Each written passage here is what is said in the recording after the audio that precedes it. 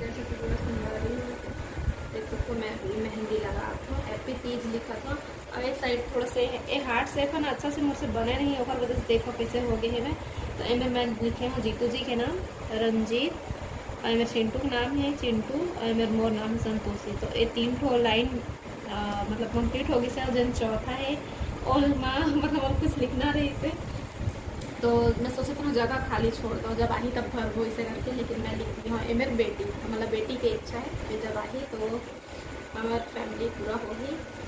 वैसे तो मतलब बड़े परिवार रखे के मन है, लेकिन अभी फिलहाल कम परिवार सुखी परिवार के थे ना तो हम दो हमारे हाँ हम दो हमारे कलर आई तो कब बना ही फिर मैं आप लोग दिखा दूँ। जीतू जी को कॉल कर दो अगर रंग नहीं आई, रंग काला नहीं है इसमें